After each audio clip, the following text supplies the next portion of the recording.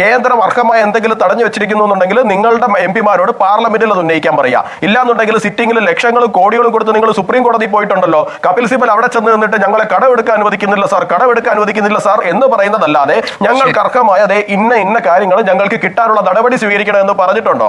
കോടതി അതിനോട് എന്താണ് പ്രതികരിച്ചിരിക്കുന്നത്? ഒന്ന് പറയാൻ അനിൽകുമാറെ. താങ്കൾക്ക് ഒന്നും പറയാനില്ല, അതുകൊണ്ടാണ് താങ്കളുടെ ഈ ഒളിച്ചോട്ടോ കീഴടങ്ങലോ എന്ന് മാത്രമേ ആ വിഷയത്തിൽ പറയാനുള്ളൂ. LDF കൺവീനറോട് ചോദ്യങ്ങൾ ഉന്നയിച്ചപ്പോൾ അദ്ദേഹം പറഞ്ഞത് മുഖ്യമന്ത്രിയുടെ യാത്രയുടെ സ്പോൺസർ ആരാണെന്ന് പറയേണ്ടതില്ല എന്നാണ്. മാധ്യമപ്രവർത്തകർ ചോദിച്ചപ്പോൾ നിങ്ങളാണോ മുഖ്യമന്ത്രിക്ക് പണം കൊടുക്കുന്നത്, നിങ്ങൾ എന്തിനാണ് ഇതൊക്കെ അറിയുന്നത്, എന്തിനാണ് അനാവശ്യമായ കാര്യങ്ങൾ ചോദിക്കുന്നത് എന്നാണ്. ശ്രീ യുവരാജ് ഗോകുൽ, ഭരണ സംവിധാനങ്ങൾക്ക് പ്രശ്നങ്ങളൊന്നും ഉണ്ടാകാത്ത തരത്തിൽ ഒരു യാത്ര മുഖ്യമന്ത്രി അദ്ദേഹത്തിന്റെ സ്വകാര്യ ആവശ്യങ്ങൾക്ക് വേണ്ടി കുടുംബത്തോടൊപ്പം പോകുന്നതിൽ നീറോ ചക്രവർത്തിയുമൊക്കെയായി താരതമ്യം ചെയ്യുന്നതിന്റെ ഔചിത്യം എന്താണ് BJP-യുടെ? കഴിഞ്ഞ 10 വർഷമായിട്ട് നരേന്ദ്രമോദി എന്ന് പറയുന്ന മനുഷ്യൻ പ്രധാനമന്ത്രിയുടെ ഓഫീസിലിരിക്കുന്നുണ്ട്. അതിനു മുമ്പ് 13 വർഷം അദ്ദേഹം ഗുജറാത്ത് മുഖ്യമന്ത്രിയുടെ ഓഫീസിലിരിക്കുന്നുണ്ട്. ശ്രീ ഗോപികൃഷ്ണ പറഞ്ഞതുപോലെ തന്നെ അദ്ദേഹം നിരവധി വിദേശയാത്രകൾ നടത്തിയിട്ടുമുണ്ട്. അദ്ദേഹം എപ്പോഴെങ്കിലും തന്റെ സ്വകാര്യ ആവശ്യത്തിന് വേണ്ടിയിട്ട് കറങ്ങാനാണ് എന്ന് പറഞ്ഞിട്ട് ഇതുപോലൊരു വിദേശ യാത്ര നടത്തുന്നത് നമ്മുടെ ആരുടെയെങ്കിലും ശ്രദ്ധയിൽപ്പെട്ടിട്ടുണ്ടോ? അദ്ദേഹം RTI ഫയൽ ചെയ്ത് തന്നെ ആൾക്കാർ ചോദിച്ചിട്ടുണ്ടല്ലോ എത്ര ദിവസം അദ്ദേഹം ലീവ് എടുത്തിട്ടുണ്ടെന്ന്. അദ്ദേഹം ഒരു ദിവസം പോലും തന്റെ ഓഫീസിൽ നിന്ന് ലീവ് എടുത്തത് പോലും ഇന്ന് വരെ ഒരു RTIയിൽ നമുക്ക് വെളിപ്പെട്ട് കണ്ടിട്ടില്ല. അല്ലെ, നമ്മുടെ കണ്ണിന്റെ മുമ്പിൽ തന്നെ ജീവിക്കുന്ന ഒരു മനുഷ്യനാണ് അദ്ദേഹം ഇന്ന് വരെ ഒരു ദിവസം ലീവ് എടുക്കുന്ന പോലും, ഒരു തുമ്മൽ വന്ന പോലും അദ്ദേഹം ലീവ് എടുക്കുന്നത് പോലും നമ്മൾ കണ്ടിട്ടില്ല. നല്ല ആരോഗ്യത്തോടുകൂടി അദ്ദേഹം ഇരിക്കട്ടെ, അത് മറ്റൊരു വശമാണ്. പക്ഷേ ഇവിടെ മുഖ്യമന്ത്രിയുടെ യാത്ര അദ്ദേഹമായിട്ട് നീറോ ചക്രവർത്തിയുമായിട്ട് താരതമ്യം ചെയ്യേണ്ടി വരുന്ന സാഹചര്യം എന്താണെന്ന് കുറച്ച് നേരത്തെ ജിൻഡോ പറഞ്ഞു. ഗോപികൃഷ്ണൻ തന്നെ ചോദിച്ച ചോദ്യത്തിലുണ്ടായിരുന്നു. കേരളം കടുത്ത സാമ്പത്തിക പ്രതിസന്ധിയിലൂടെ കടന്നു പോകുന്നു എന്നാണ് ഇടതുപക്ഷം പറയുന്നത്. ഇടതുപക്ഷം പറയുന്നത് മാത്രമല്ല, നമുക്കറിയാം ഇപ്പൊ കുറച്ച് നാളുകൾക്ക് മുമ്പ് CPO റാങ്ക് ലിസ്റ്റിൽപ്പെട്ട കുട്ടികൾ സെക്രട്ടേറിയറ്റിന്റെ മുൻപിൽ 10, 60, 70 ദിവസത്തോളം സമരം ചെയ്തൊരു സാഹചര്യം ഉണ്ടായിരുന്നു. ആ കുട്ടികളോട് ഇവര് പറഞ്ഞത് കേരളത്തിൽ കടുത്ത സാമ്പത്തിക പ്രതിസന്ധിയാണ്, ശമ്പളം കൊടുക്കാൻ നിവൃത്തിയില്ല, അതുകൊണ്ട് തന്നെ നിങ്ങൾക്ക് ആർക്കും ജോലി തരാനും നിവൃത്തിയില്ല, നിങ്ങൾ കേന്ദ്രത്തിൽ പോയി 58,000 കോടി രൂപ വാങ്ങിയിട്ട് വരും എന്നൊക്കെയാണ് പല CPM-ന്റെ നേതാക്കളും ഈ കുട്ടികളോട് പറഞ്ഞിരിക്കുന്നതായിട്ട് അവരുടെ വായിൽ നിന്ന് തന്നെ നമ്മൾ മനസ്സിലാക്കുന്നത്. ക്ഷേമ പെൻഷൻ മുടങ്ങിയിട്ട് ഏതാണ്ട് 8 മാസമായിരുന്നു, 2 മാസത്തെ പെൻഷൻ എന്തോ കൊടുത്തു, ഇനി 6 മാസത്തെ കൊടുക്കാനുണ്ട്. ഇത് കേരളത്തിന്റെ ഒരു ദുരിതകാലത്തിലൂടെയാണ് കേരളം കടന്നു പോകുന്നത് എന്നുള്ള കാര്യത്തിൽ ആർക്കും പ്രത്യേകിച്ച് സംശയം ഉണ്ടെന്നൊന്നും തോന്നുന്നില്ല. അപ്പോഴാണ് ഒരു മുഖ്യമന്ത്രി അദ്ദേഹം അവധിയെടുത്ത് അവധിക്കാലം ആഘോഷിക്കാൻ വേണ്ടിയിട്ട് പോകുന്നത്. ഈ അവധിക്കാലം ആഘോഷിക്കാൻ പോകുന്നതൊക്കെ അദ്ദേഹത്തിന്റെ വ്യക്തിപരമായിട്ടുള്ള കാര്യങ്ങളാണ്. നമുക്ക് അതിലേക്കൊന്നും പോകാൻ തലയിടുന്നത് ശരിയാണെന്ന് തോന്നുന്നില്ല. പക്ഷെ എന്നിരുന്നാൽ പോലും ഒരു മുഖ്യമന്ത്രി 19 ദിവസമൊക്കെയാണ് അവധി എടുത്തിട്ട് പോകുന്നത്. അത് 3 വിദേശ രാജ്യങ്ങളിലേക്ക് അദ്ദേഹം പോവുകയാണ്. ഈ 3 വിദേശ രാജ്യങ്ങളിലേക്കൊക്കെ പോയി അദ്ദേഹം അവിടെ ചെലവഴിക്കുമ്പോൾ എത്ര ലക്ഷം രൂപയാണ് അല്ലെങ്കിൽ എത്ര കോടി രൂപയാണ് ചെലവിൽ വരിക? എനിക്ക് മനസ്സിലാകുന്നില്ല. നമ്മൾ ഇക്കണോമി ക്ലാസ്സിൽ ഈ പോകുന്ന ആൾക്കാരുടെ ടിക്കറ്റിന്റെ ഫെയർ ഇട്ട് നോക്കുമ്പോൾ തന്നെ, ഏറ്റവും കുറഞ്ഞ ഫെയർ ഇട്ട് നോക്കുമ്പോൾ തന്നെ 7 ലക്ഷം രൂപ വരുന്നുണ്ട്. അവർ പോകുന്ന ഇക്കണോമിക് ക്ലാസ്സിലാണെന്നൊന്നും എനിക്ക് തോന്നുന്നില്ല, അത്രയും കുറഞ്ഞ ഫെയറിലാണെന്നൊന്നും എനിക്ക് തോന്നുന്നില്ല. അതിന്റെ എത്രയോ ഇരട്ടിയായിരിക്കും ടിക്കറ്റിന്റെ ഫെയർ മാത്രമായിട്ട് വരിക. ഇതിനുള്ള വരുമാനം എവിടെയാണ് മുഖ്യമന്ത്രിക്കും കുടുംബത്തിനും ഉള്ളത്?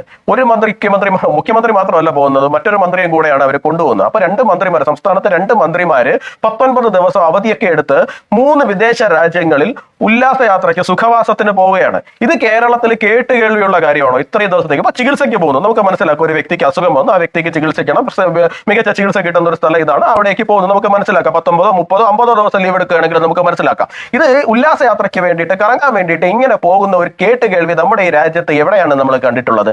എവിടെയാണ് നമ്മൾ കേട്ടിട്ടുള്ളത്?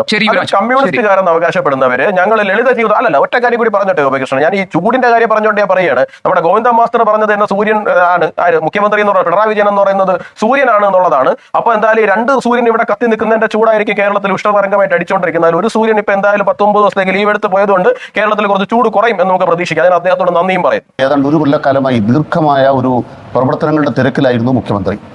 നമുക്കെല്ലാം അറിയാമല്ലോ, മുഖാമുഖ പരിപാടി, ജനസമ്പർക്ക പരിപാടി, നവകേരള സദസ്സ്, ദില്ലിയിൽ നടന്ന സമരം, തെരഞ്ഞെടുപ്പുമായി ബന്ധപ്പെട്ട പ്രവർത്തനങ്ങൾ അടക്കം കേരളത്തിൽ ഏറ്റവും കൂടുതൽ യാത്ര ചെയ്യുകയും ഏറ്റവും കൂടുതൽ ജനങ്ങളെ കാണുകയും ഇടപെടുകയും ഒക്കെ ചെയ്തൊരു നേതാവ് എന്ന നിലയ്ക്ക് അദ്ദേഹം തെരഞ്ഞെടുപ്പിന് ശേഷം വിശ്രമം ആവശ്യമാകുന്ന ഒരു ഘട്ടത്തിൽ കുടുംബത്തോടൊപ്പം കുറച്ച് ദിവസങ്ങൾ ചെലവഴിക്കുക എന്ന് പറയുന്നത് മോൺസൺ മാവുങ്കലിന്റെ വീട്ടിൽ അട്ടിപ്പേർ കിടന്നവർക്ക് പെട്ടെന്ന് മനസ്സിലാവില്ല.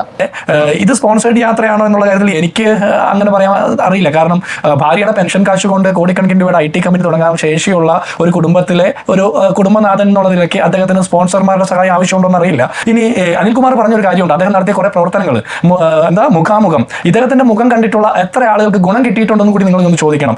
ഇദ്ദേഹം മുഖാമുഖം നടത്തിയത് കൊണ്ട് ആർക്ക് എന്ത് നേട്ടം കിട്ടിയെന്നും കൂടി പറയണ്ടേ? ആളുകൾക്ക് പെൻഷൻ കിട്ടാതെയായി, ശമ്പളം കിട്ടാതെയായി, വിലക്കയറ്റമുണ്ട്, രൂക്ഷമായിട്ടുള്ള സാഹചര്യങ്ങളുണ്ട്, സകലമാന നികുതിയും വർദ്ധിപ്പിച്ചു. ശ്രീ യുവരാജ് ഗോകുൽ, അതായത് ഈ നീറോ ചക്രവർത്തി വീണ വായിക്കുന്നത് പോലെ എന്നൊക്കെയുള്ള ഒരു താരതമ്യം നടത്തിയല്ലോ. ഇപ്പോൾ ഇതിനകത്ത് മിനിമം വേണ്ടത് രാജ്ഭവനെ അറിയിക്കണം, അത് ഫോർമലി ഇൻഫോം ചെയ്താൽ മതി, അനുമതി വാങ്ങേണ്ട ആവശ്യമില്ല അദ്ദേഹത്തിന്റെ യാത്രയ്ക്ക്. കേന്ദ്ര സർക്കാരിൽ നിന്ന് അവിടെ നിന്ന് അനുമതി കിട്ടിയിട്ടുണ്ട്, വൈകിയാണ് അദ്ദേഹത്തിന് കിട്ടിയത്. അപ്പോൾ ഈ വിവരങ്ങളൊക്കെ അറിയാവുന്ന ആളായിരിക്കുമല്ലോ വി മുരളീധരൻ.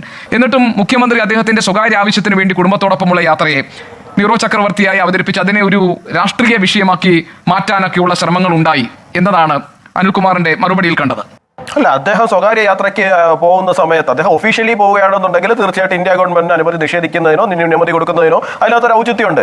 ഇദ്ദേഹത്തിന് സ്വയം നാണം തോന്നേണ്ടതല്ലേ, ഞാൻ 19 ദിവസത്തേക്ക് ഇങ്ങനെ ലീവൊക്കെ എടുത്തിട്ട് ടൂർ അടിക്കാൻ വേണ്ടിയിട്ട് പോവുകയാണെന്നുള്ള കാര്യത്തിൽ അതിൽ അദ്ദേഹത്തിന് ഇല്ലാത്ത അനൗചിത്യം അല്ലെങ്കിൽ ഔചിത്യബോധം കേന്ദ്ര ഗവൺമെന്റിന് ഉണ്ടാകേണ്ട കാര്യമില്ലല്ലോ. സ്വാഭാവികമായിട്ട് അത് മാത്രമേ ശ്രീ വി മുരളീധരൻ ചൂണ്ടിക്കാണിച്ചിട്ടുള്ളൂ. ഒന്ന്. രണ്ടാമത്തെ കാര്യം, ശ്രീ അനിൽകുമാർ ഇവിടെ ഇരുന്നുകൊണ്ട് പറയുന്നുണ്ടായിരുന്നു അദാനിയുടെ അംബാനിയുടെയും കൂടെയൊക്കെ നരേന്ദ്രമോദി യാത്ര ചെയ്തു എന്ന്. അനിൽകുമാറെ, നരേന്ദ്രമോദി യാത്ര ചെയ്യുന്നത് പബ്ലിക് മുഴുവൻ കാണുക, ലോകം മുഴുവൻ കാണുന്ന തലത്തിലാണ്. അല്ലാണ്ട് നിങ്ങളെ പോലെ കൈതോലപ്പായല് പൊതിഞ്ഞോണ്ട് പോവുകയും കരിമണൽ കർത്തയുടെ തിണ്ണ നിറങ്ങുകയും ചെയ്യുന്ന പോലത്തെ പരിപാടിയൊന്നും നരേന്ദ്രമോദി ചെയ്യുന്നില്ല. അദ്ദേഹം ഇന്ത്യയിലെ എല്ലാ കോർപ്പറേറ്റുകൾക്കും എല്ലാ എന്റർപ്രണേഴ്സിനും വേണ്ട വിധത്തിലുള്ള എല്ലാ സഹായങ്ങളും ചെയ്തു കൊടുക്കുന്നുണ്ട്. പിന്നെ അങ്ങയുടെ ഇന്റർനെറ്റ് യുഗമാണ് എന്നൊക്കെ പറഞ്ഞു. ഇന്റർനെറ്റ് യുഗമായതുകൊണ്ട് ഇപ്പോൾ മുഖ്യമന്ത്രിക്ക് എവിടെ പോയാലും അവിടെ ഇരുന്നുകൊണ്ട് ഭരിക്കാൻ വലിയ സൗകര്യമാണെന്ന് പറഞ്ഞു. നരേന്ദ്രമോദി ഡിജിറ്റൽ ഇന്ത്യ പ്രൊമോട്ട് ചെയ്തുകൊണ്ട് വരുന്ന കാലഘട്ടത്തിൽ നിങ്ങൾ സഖാക്കളെല്ലാം കൂടി ഡിജിറ്റൽ ഇന്ത്യ വന്നു കഴിഞ്ഞാൽ ഇന്ത്യയിൽ പട്ടിണി മാറുമോ എന്ന് ചോദിച്ചിരുന്ന ഒരു അവസ്ഥയിൽ നിന്ന് ഇപ്പോൾ നിങ്ങൾ ഇന്റർനെറ്റ് യുഗത്തിന് ഇത്രയേറെ പുകഴ്ത്തുന്ന ഒരു കാലഘട്ടത്തിലേക്ക് എത്തി എന്നൊക്കെ പറയുന്നത് വലിയ സന്തോഷമാണ്. പിന്നെ താങ്കൾ ഇവിടെ വലിയ ഒരു ഇതുപോലെ ഞാൻ പറയുന്നില്ല, സാമ്പത്തിക ഞെരുക്കത്തിന്റെ കാര്യം പറയുന്നില്ല എന്നൊക്കെ പറയുന്നുണ്ട്. താങ്കൾ 24ന്റെ ഫ്ലോറിൽ ഇരുന്നിട്ടല്ല ഇത് പറയാനുള്ളത്. എനിക്ക് താങ്കളോട് പറയാനുള്ളത്, കേന്ദ്രം അർഹമായ എന്തെങ്കിലും തടഞ്ഞു വെച്ചിരിക്കുന്നു എന്നുണ്ടെങ്കിൽ നിങ്ങളുടെ എംപിമാരോട് പാർലമെന്റിൽ അത് ഉന്നയിക്കാൻ പറയുക. ഇല്ലാന്നുണ്ടെങ്കിൽ സിറ്റിംഗിൽ ലക്ഷങ്ങളും കോടികളും കൊടുത്ത് നിങ്ങൾ സുപ്രീം കോടതി പോയിട്ടുണ്ടല്ലോ, കപിൽ സിബൽ അവിടെ ചെന്ന് നിന്നിട്ട് ഞങ്ങളെ കടമെടുക്കാൻ അനുവദിക്കുന്നില്ല സാർ എന്ന് പറയുന്നതല്ലാതെ ഞങ്ങൾക്ക് അർഹമായ ഇന്ന കാര്യങ്ങൾ ഞങ്ങൾക്ക് കിട്ടാനുള്ള നടപടി സ്വീകരിക്കണമെന്ന് പറഞ്ഞിട്ടുണ്ടോ? കോടതി അതിനോട് എന്താണ് പ്രതികരിച്ചിരിക്കുന്നത്? ഒന്ന് പറയാൻ അനിൽകുമാറെ. താങ്കൾക്ക് ഒന്നും പറയാനില്ല, അതുകൊണ്ടാണ് താങ്കളുടെ ഈ ഒളിച്ചോട്ടവും കീഴടങ്ങലും എന്ന് മാത്രമേ ആ വിഷയത്തിൽ പറയാനുള്ളൂ. മുഖ്യമന്ത്രി ഇവിടുന്ന് പോയത് ഒരു തരത്തിൽ നല്ലതാണ്. കരിമണൽ കമ്പനിക്ക് അനുകൂലമായി ഇന്ത്യ രാജ്യത്തെ ഏക പത്രം മുഖപ്രസംഗം എഴുതിയ ജന്മഭൂമിയാണ്.